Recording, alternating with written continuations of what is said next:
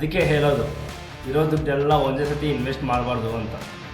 ಈ ಥರ ಏನಕ್ಕಾಗುತ್ತೆ ಗೊತ್ತಾ, ರಿಸ್ಕ್ ಮ್ಯಾನೇಜ್ಮೆಂಟ್ ಗೊತ್ತಿಲ್ಲ ಅಂತಂದರೆ ಹಿಂಗೆ ಆಗುತ್ತೆ ಎಲ್ಲರಿಗೂ. ಸೊ ಏನು ಮಾಡಬೇಕಂತಂದರೆ ನಮ್ಮ ಹತ್ರ ಇರೋ ದುಡ್ಡೆಲ್ಲ ಒಂದೇ ಸತಿ ಸ್ಟಾಕ್ಸಲ್ಲಿ ಇನ್ವೆಸ್ಟ್ ಮಾಡಬಾರ್ದು. ಸ್ವಲ್ಪ ಅಮೌಂಟ್ನ ನಾವು ಬಫರಾಗಿ ಇಟ್ಕೋಬೇಕು. ಲೆಟ್ಸೆ ನಿಮ್ಮ ಹತ್ರ ಒಂದು 10 lakhs ಅಂತ ಇಟ್ಕೊಳ್ಳಿ, ಅದರಲ್ಲಿ ಅಟ್ಲೀಸ್ಟ್ ಒಂದು 30% ಆದರೂ ನಾವು ಬಫರ್ ಇಟ್ಕೋಬೇಕು, ಕ್ಯಾಶ್ ಕ್ಯಾರಿ ಮಾಡಬೇಕು.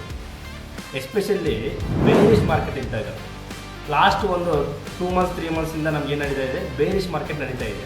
ಇಂಥ ಟೈಮಲ್ಲಿ ಒಂದೇ ಸತಿ ಎಲ್ಲ ಹಾಕ್ಬಿಟ್ರೆ ಇನ್ನೂ ಬಿದ್ದರೆ ಏನು ಮಾಡ್ತೀರ, ಹಿಂಗೆ ಆಗುತ್ತೆ ಸಿಚುವೇಶನು. ಈ ಥರ ಬೇರಿಶ್ ಮಾರ್ಕೆಟ್ ಇದ್ದಾಗ ಯಾವ ಸ್ಟಾಕ್ಸು ಒಳ್ಳೆ ಸ್ಟಾಕ್ಸು ಜಾಸ್ತಿ ಬಿದ್ದಿರ್ತಾವೋ, ಒಂದು 30% 40% ಬಿದ್ದಿರ್ತಾವೋ ಅಂಥ ಟೈಮಲ್ಲಿ ಡಿಪ್ಲೊಯ್ ಮಾಡಬೇಕು. ಅವಾಗವರೆಗೂ ನಾವು ಕ್ಯಾಶ್ ಕ್ಯಾರಿ ಮಾಡ್ತಾ ಇರಬೇಕು. ಅಂದರೆ ಈಗ ಜಿಯೋ ಪೊಲಿಟಿಕಲ್ ಇಶ್ಯೂಸ್ ಇರೋದ್ರಿಂದ ಯಾವಾಗ ಏನು ಯೂಸ್ ಬರುತ್ತೋ ಗೊತ್ತಾಗ್ತಿಲ್ಲ, ಮಾರ್ಕೆಟಲ್ಲಿ ಜಾಸ್ತಿ ಪ್ಯಾನಿಕ್ ಇರುತ್ತೆ. ಸೊ ಅಂಥ ಟೈಮಲ್ಲಿ ಒಂದೇ ಸತಿ ಜಾಸ್ತಿ ಬೀಳ್ಬೋದು. ಅಂಥ ಟೈಮಲ್ಲಿ ಇನ್ವೆಸ್ಟ್ ಮಾಡಬೇಕಾದ್ರೆ ನಮ್ಮ ಹತ್ರ ದುಡ್ಡಿರಲ್ಲ. ಅದಕ್ಕೆ ಯಾವಾಗಲೂ ಕೂಡ ನಾವು ಸ್ವಲ್ಪ ಕ್ಯಾಶ್ನ ಕ್ಯಾರಿ ಮಾಡ್ತಿರ್ಬೇಕು. ಅಗೇನ್ ಡೈವರ್ಸಿಫಿಕೇಷನ್ ಅನ್ನೋದು ತುಂಬ ಇಂಪಾರ್ಟೆಂಟ್.